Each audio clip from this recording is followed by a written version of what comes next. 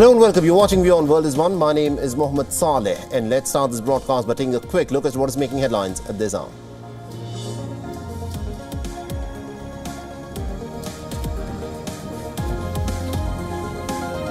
The Chinese Foreign Ministry has acknowledged a meeting between a diplomat, Wang Qijang, and also the leader of Hamas, Ismail Haniyeh. The meeting is the first one between the Chinese envoy and Hamas since the 7th of October attacks.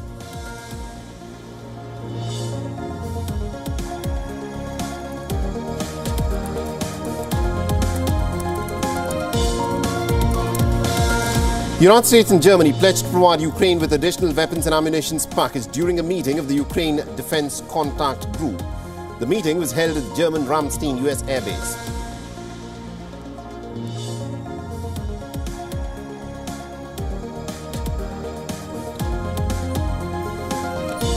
The Tories narrowly back Rishi Sunak to lead the party into the next general election as per a new opinion poll, where 45% of the Conservatives who've polled agreed on Rishi Sunak, while 37% want a different leader. The Chancellor Jeremy Hunt has been suggested that elections could be held by October.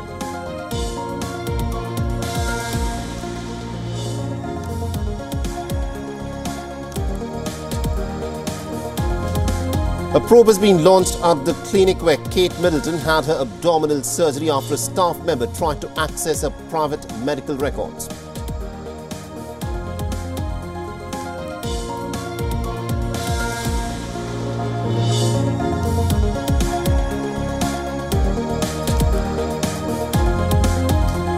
And a Texas law that would allow state authorities to arrest people suspected of illegally crossing the US-Mexico border is blocked again by an appeals court, just hours after the US Supreme Court cleared the way for it to come into effect.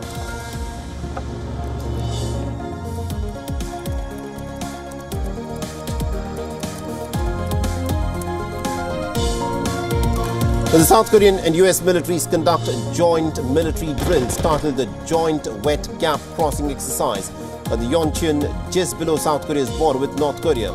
Air and land defense assets were deployed with bridges built to cross a river in the area.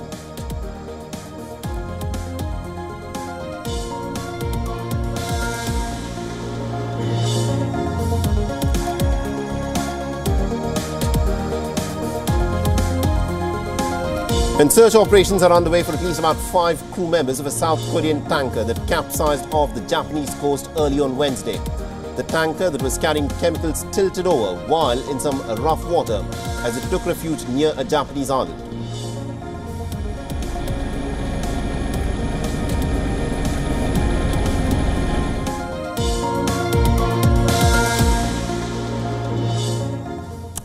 Alright, so let's start with the big story that we are tracking on WION at this hour. In the United Kingdom, the authorities have launched an investigation at the London hospital where the Princess of Wales was admitted. This after media reports had claimed that the staff had tried to access the Princess Kate's private medical records. Now, according to a report by the Times, at least about 1 member of the staff had tried to access Kate's notes, and this was when the Princess of Wales was a patient at the private hospital in January earlier this year. Now, the United Kingdom's data watchdog, the Information Commissioner's Office, has confirmed that they have now received a breach report. According to the Times report, the hospital reached Kensington Palace immediately after the incident was brought to their attention and has assured the palace officials that an investigation is currently underway. The Kensington Palace has said that this is a matter for the London clinic. In the United Kingdom, it is a criminal offence for staff in any NHS or private healthcare unit to access the medical records of a patient without the consent of the medical provider's data controller. So far, the royal family has not revealed the details of the princess's condition and also about her abdominal surgery. This has come as conspiracy theories related to the Princess of Wales's whereabouts are still doing the rounds. On Tuesday, a British publisher had shared a video which appears to be that of Prince William and Kate. However, several netizens have dismissed the picture, claiming that the person in the clip is most likely to be a body double and not actually Kate Middleton.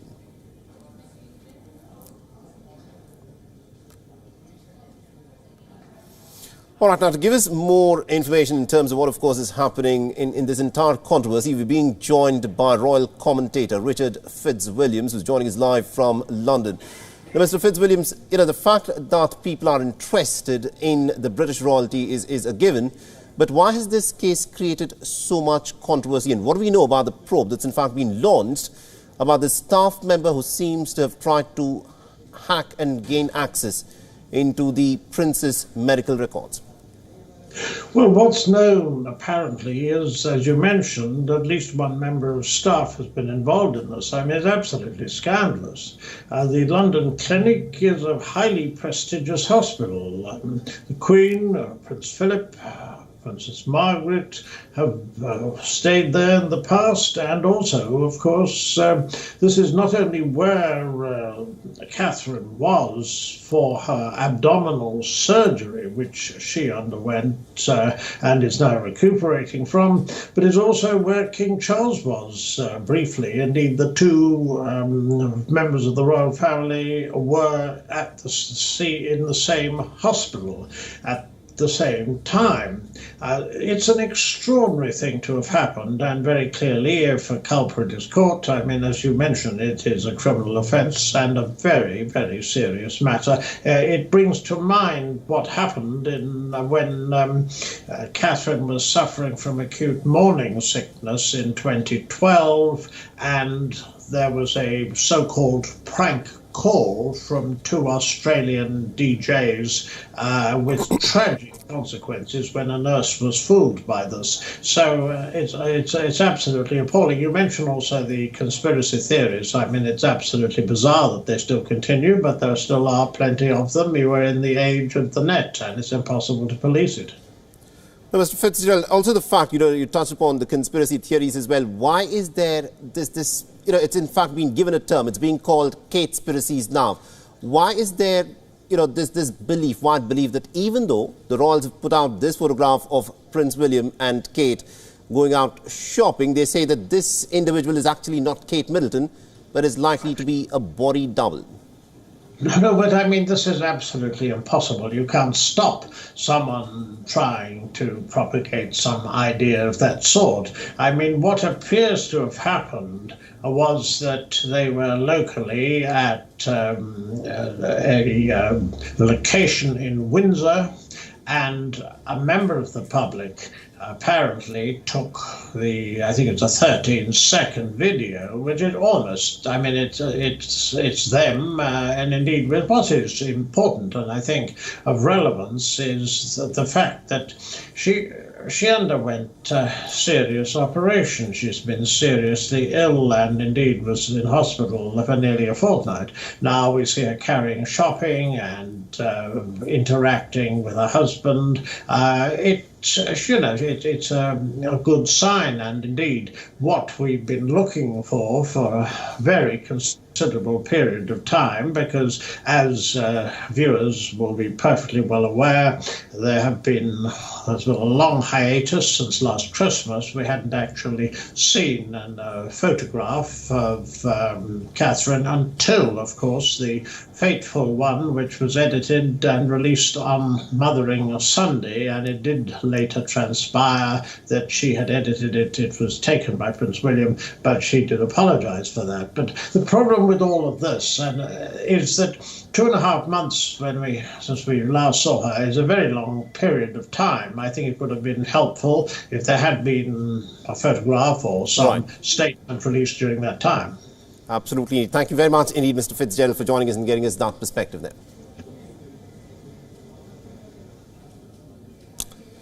Let's now shift our attention to what is happening in Germany, where a majority of the Germans believe that the military, that is the German military, has lost its ability to defend the German nation. And this is according to a survey in which about 10% of the respondents expressed confidence in the German armed forces. The survey that was conducted by a research firm, Civi, claims that nearly about 30% of the respondents have got no confidence at all that the German military can actually defend them in case of an attack. Another 45% have expressed low confidence in the military. Meanwhile, 15% of the voters have said that they simply can't decide. 69% of the respondents have agreed that the German army needs more money, with 64% supporting the move to spend more than 2% of the German GDP on defence. Now, according to poll, 73% of them back the Defence Minister Boris Pistorius' call to upgrade the Bundeswehr to become war capable. At the same time, 64% of the voters also support compulsory military service. The research firm interviewed as many as about 5,000 Germans aged 18 and older. Now, according to an official report, the German military is witnessing a dip in the number of ranks and equipment. The dropout rate in the military is said to be very high, and the number of new applications is also increasing. The shortage of military personnel and equipment comes amidst Germany's continuous efforts to provide military aid to Ukraine. With nearly about $19 billion, Germany is in fact the second biggest donor of military aid to Ukraine. The German Chancellor Olaf Scholz has also vowed to double the military aid to Ukraine this year. However, several German members of parliament have criticized the move, with some saying that the German army won't stand more than 2 days in battle if it gets to that.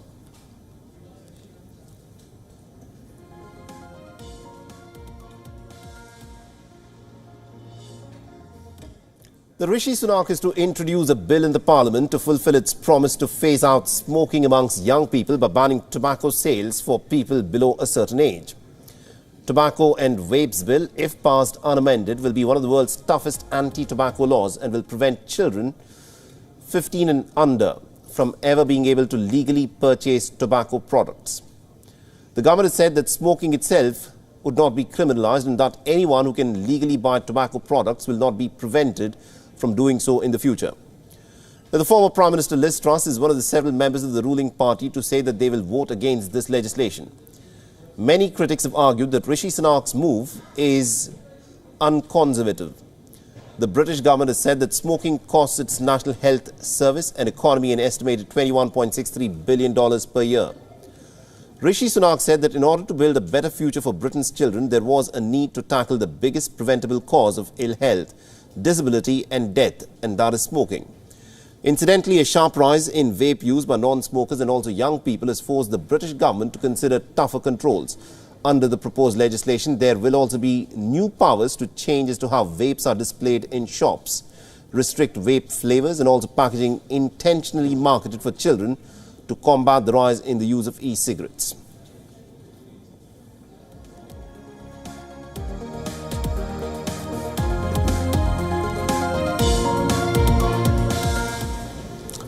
Now, much has been said over several decades now of cigarette smoking being injurious to health and also a big cause of cancer. A new study at the University College London and University of Innsbruck shows similar DNA changes were detected in e-cigarette users as well. It is warned of vaping, as it is called, as a huge health risk. The study that was published in the Cancer Research analyzed the effects of e-cigarettes and tobacco cigarettes across 3,500 samples to investigate the impact on cells in the mouth and the blood cells. And experts have tried to consider the longer-term health implications of using e-cigarettes or vapes. The author, Dr. Chiara Herzog, has said that e-cigarette users exhibit some similar epigenetic changes in buccal cells as smokers, and these changes are associated with future lung cancer development. It is said that epigenetic changes linked to smoking allow cancer cells to actually grow more quickly. Research is underway in the long-term impact that e-cigarettes have on the body. Studies are to be carried out on swabs of epithelial cells lining the mouth to identify individuals at highest risk of developing cancer from the use of e-cigarettes. Researchers say that the findings of this study do not conclusively prove that e-cigarettes cause cancer. Now, this study goes against a strong supportive approach to vaping in recent years, and the United Kingdom's National Health Service has been claiming that e-cigarettes are actually safer than tobacco. The NHS advises smokers to switch to vaping to quit smoking or to improve their health. Now, records in fact say that tobacco use causes 150 cases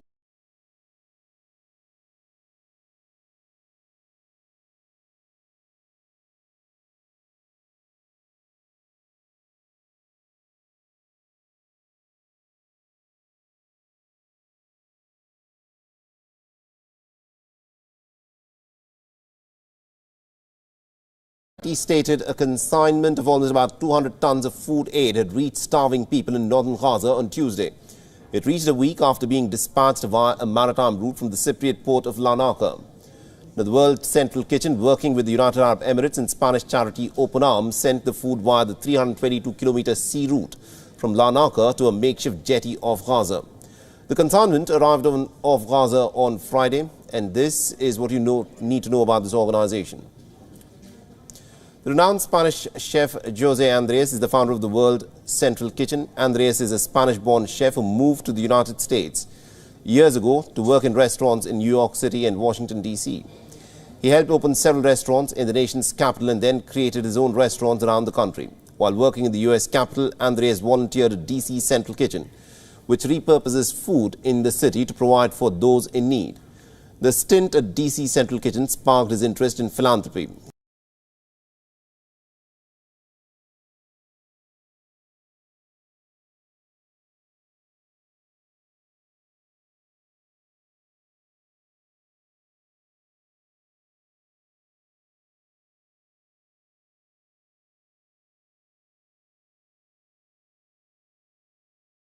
Who are fleeing the war in Ukraine. However, the non-profit has also faced criticism. Two Bloomberg investigations last year contained allegations that Andrés had directed the staff and contractors into unsafe situations. The investigation has also stated that organizations lacked sufficient safety, governance and accounting protocols. The charity responded to Bloomberg that it had made leadership team changes and had set up new safeguards as well.